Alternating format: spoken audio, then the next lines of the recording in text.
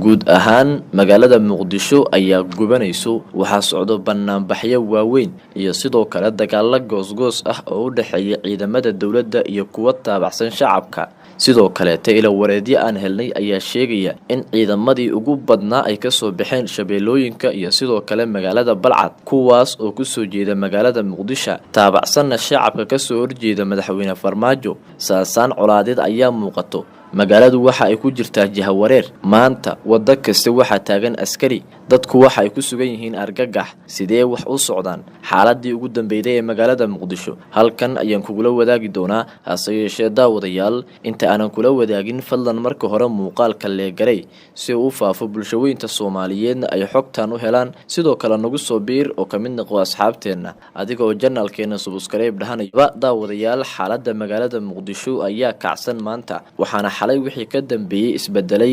guud ahaan nolosha magaalada Muqdisho kadib markii ay shacabku qorsheeyeen in ay dhigaan banaanbax weyn ayaa xalay waxa wadooyinka la soo daadiyay ciidamo taabacsan dawladda kuwaas oo shacabka aanu ogolaanin inay banaanbaxaan hase yeeshee arinta bedelkeeda shacabkii ayaa soo baxay waxayna soo qaateen qoryo iyo sidoo kale ciidamo ilaaliya hadaba ciidamadii ilaalinayay shacabka iyo sidoo kale kuwa dawladda ayaa dagaalo dhaxmareen waxayna u muuqataa bilowga jabhada cusub in loo laabo doono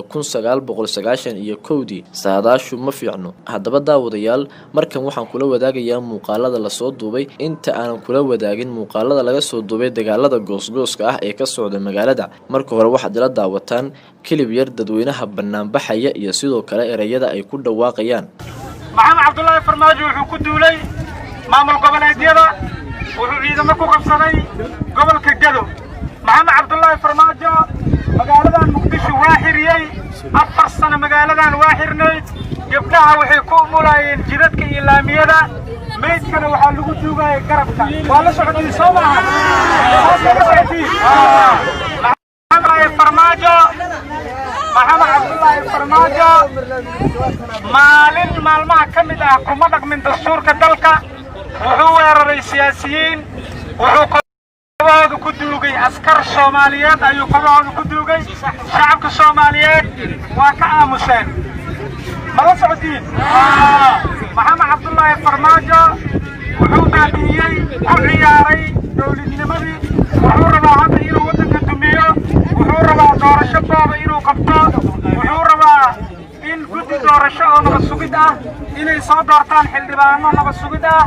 oo asaga taageerayaashiisa ay ku jiraan wadana doorasho inta ku galo wadanka uu mar labaad qabsado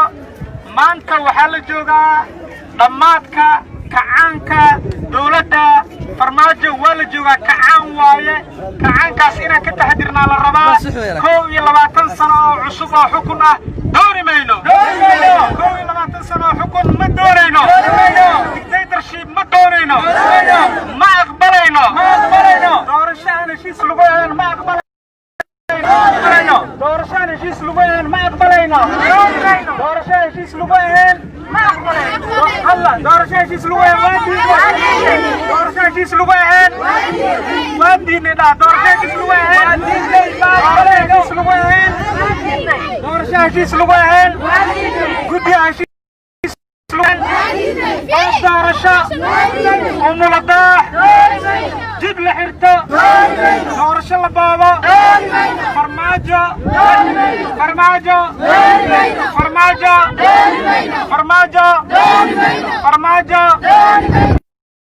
hadaba dadweynahan careysan ayaa sidoo kale waxa barbar socdo ciidamo ku hubeysan hub culus kuwaas oo doonaya dadkan inay shucuurtoodii soo bandhigaan waxaana halkaasi ka baxday dawladnimadii iyo dastuurkii maadaama dawladuna aysan ogoleen in la mucaarado oo loo banaan baxo kuwan kalena hadii warkooda la diiday ay qoryo soo qaadanayaan waxay u muuqataa xaalad jahawareer hadaba ciidamadan iyo kuwa dawladda ayaa dagaalo dhaxmareen waana kan muuqaalo laga soo duubay meelihii ay dagaaladu ku dhaxmareen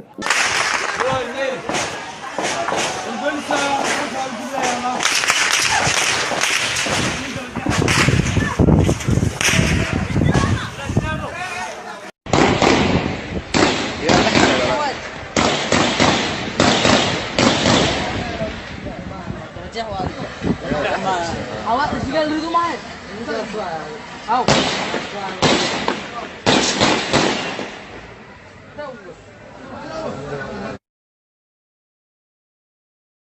نعم واخو اشغل كي يرشد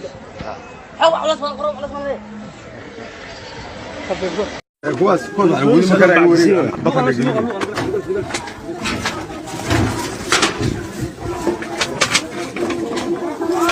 ما فرق واحد اللي فرق النوكه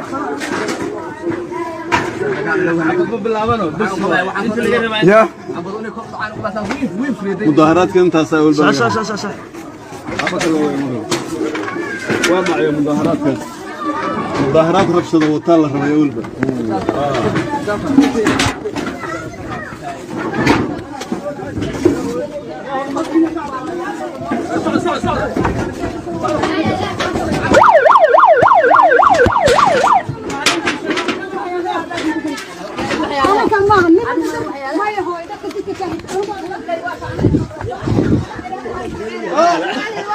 احمد واي واحد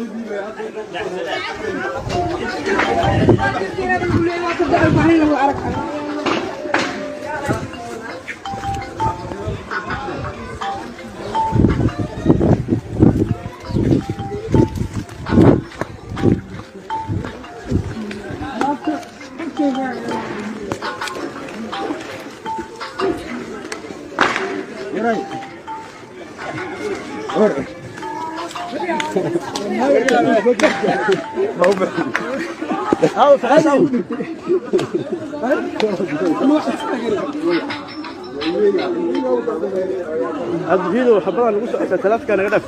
انا ما لوقا كجبنا يا رجل والله يا انا قبولي والله مشي داوعد مشي داوعد